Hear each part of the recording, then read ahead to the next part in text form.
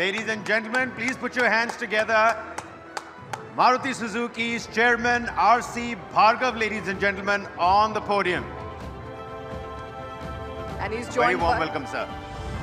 And he'll be joined by TV9 Network's Rakesh Khar and Sudha Sananan to conduct this session. And while he takes his seat, just before his session, I was told, in the world of automobile industry, you don't CC, you RC. That is the significance of his legacy in the automobile sector in India. Over to you, Rakesh and Sudha.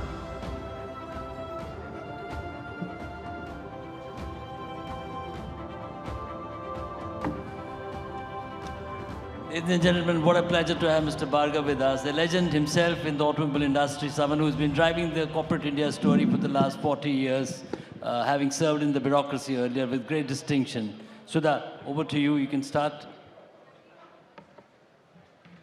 Yeah.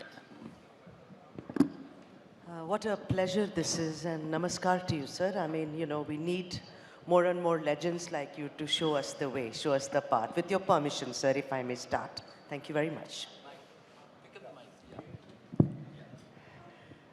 Mr. Bhargava, today's theme is, of course, India sustaining the moment and the momentum.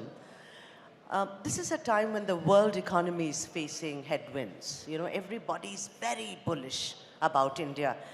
According to you, sir, what makes India's story so special? You know, India always had a huge potential for growth. And that potential was based primarily on the quality of the people of India. I think there is no question, and nobody anywhere, I think, will question that if you look at the average intelligence of people anywhere in the world, Indians are amongst the most intelligent people that you will find on the globe. Indian people have a great commitment to hard work. If it wasn't for that, Right. you wouldn't have had the kind of resilience which Indians have shown over all kinds of adversities over centuries. Yes, sir.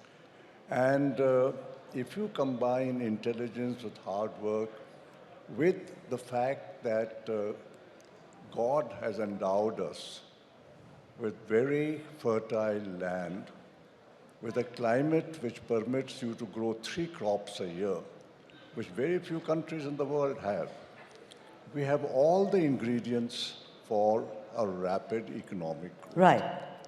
Unfortunately, it didn't happen for a long time. But why the world has become very bullish now is because over the last 10 years, the whole system has changed. And now people find that there are really no fetters on them for growing to the full potential. Mr. Bhargava, you know, obviously the last decade has been a decade of momentum, and we're all, you know, so cognizant of it.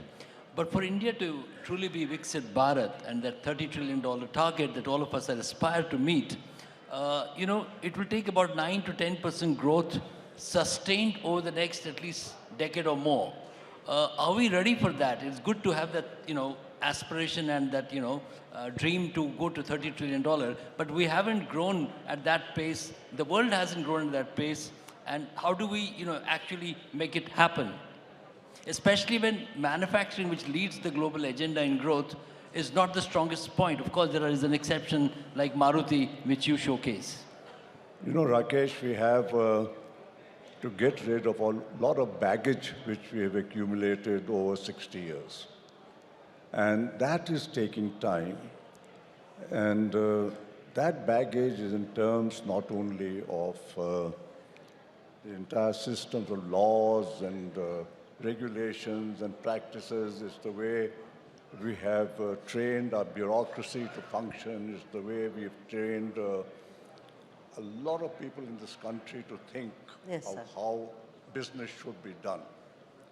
And we are no longer able to say, at least even now, I think, that business people think more about Sir, may I keep it request close. you to hold think the more about their company's growth and they think more about the fact that they need to find ways in which they can accumulate wealth for themselves. Because for a lot of decades, growth was not possible, taxation were very high, and people therefore optimized that by saying, why worry about the company growth? Let the company be at a certain level. We will accumulate our wealth. I think that attitudes have to change. And I think the younger people, the younger generation in India is changing that. And that is one of the factors, I think, which will sustain us when you're saying over the next few decades. Yeah. The younger generation and their attitudes.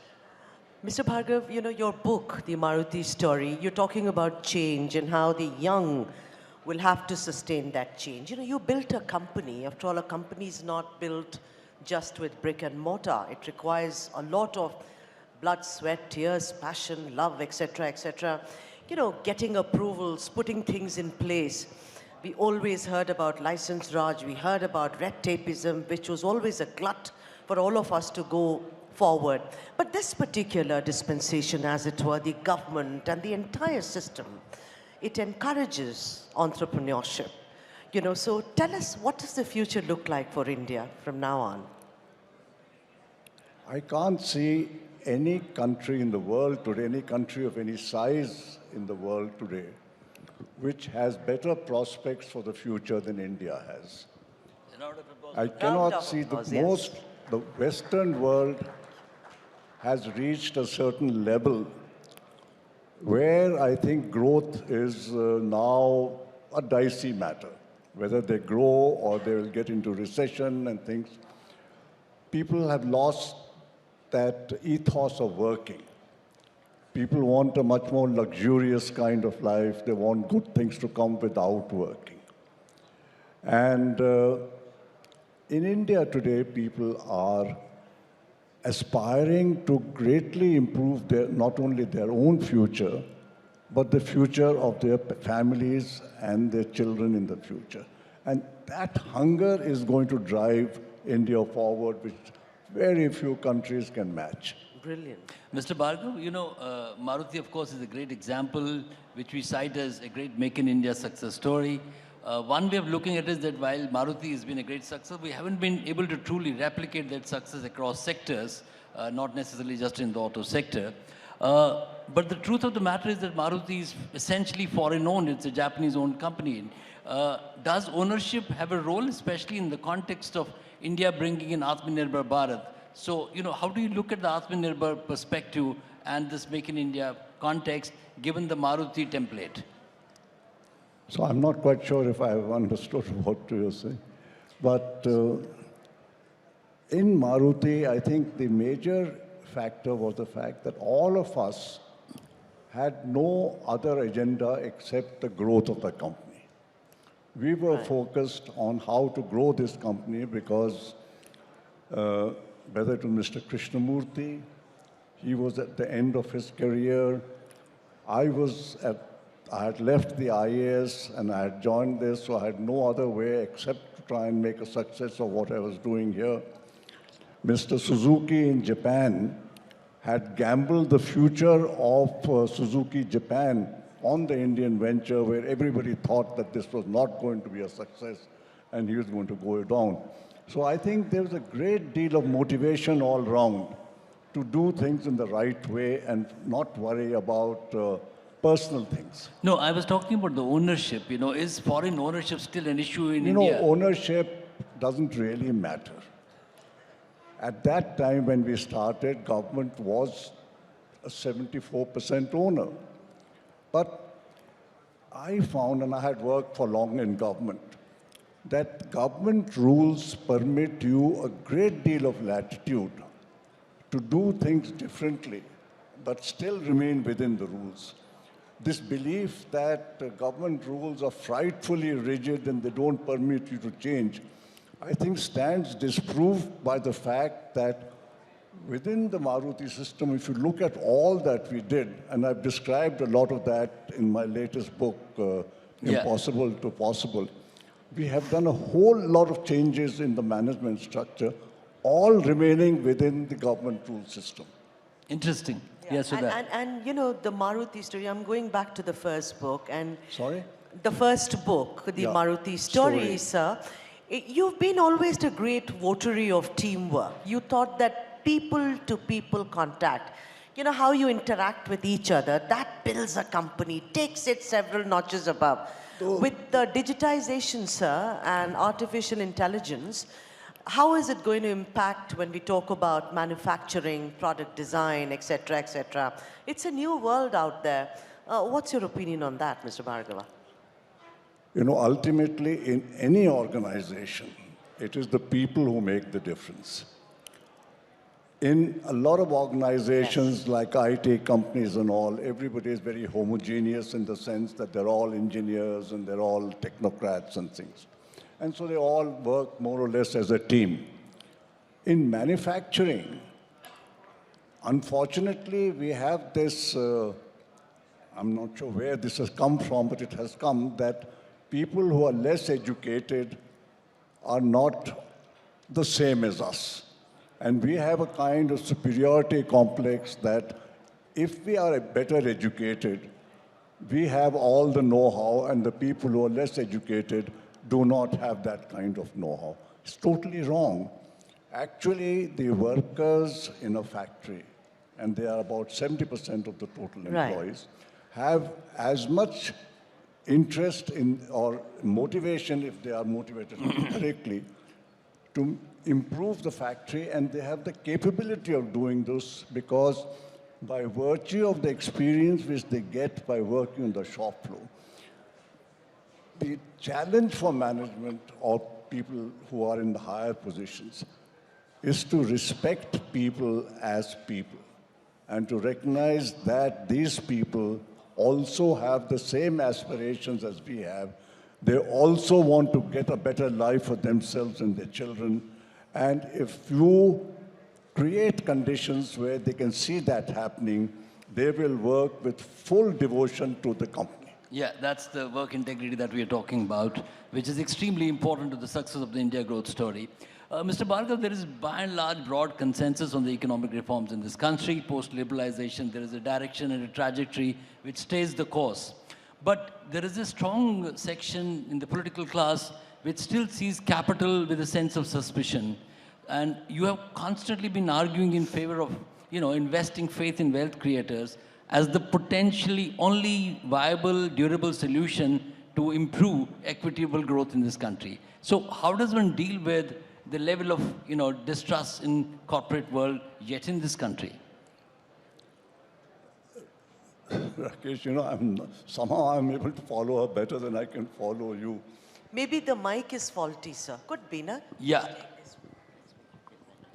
No, Mr. Bhargav, let me just, speak a little slowly. I was saying that we've come a long way and there is political consensus on economic reforms and there is a broad trajectory when it comes to the growth story. But there is still a large section in the political class which feels, even in the, which feels that the capital has not to be trusted with the same amount of, there is suspicion around capital. Private sector investments are seen as with some amount of suspicion. And you have been arguing for greater trust of faith in wealth creators. And you've been arguing, saying that that is the only way to build equitable growth in this country. So how does one solve this challenge that is coming across to the corporate world in India? See, Rakesh, we have, even when we started our development in 1950, the logic behind the system of central planning and all was that we were a resource-scarce country. That hasn't changed that much. We are still, as you're saying, the private sector is short of resources to invest. Companies are not generating enough internal resources to finance the kind of growth which is possible today. The reason for that also is that we have followed a lot of the Western practices in management. We have not developed our Indian style of management, which should be, and Indian style is basically much more frugal. If companies are managed more frugally and you avoid a lot of unnecessary expenditures, which happens because that's the Western pattern, you can actually accumulate far more resources than you think is possible. I'm talking of Maruti. We followed a very frugal management style. We have been able to finance our growth from the original 100,000 cars to 22 lakh cars, which is about 21 times our original capacity, all from resources generated internally. We did not borrow, we did not have to go to anybody for money. We will double this to 4 million, again without raising money from anybody. We don't go to banks, we don't go to the stock market, we don't go anywhere for money. And with all that we have done till now, we have 50,000 crores of cash reserves. So it's not that companies cannot have money. It's the style of management which will make the difference. That's brilliant. And on that note, Mr. Bhargav, it's been a pleasure. It's an honor to have spoken to you. Ladies and gentlemen, give it up for a legend, R.C. Bhargav. It's our honor truly to have listened to you, sir. Sir, if I may have.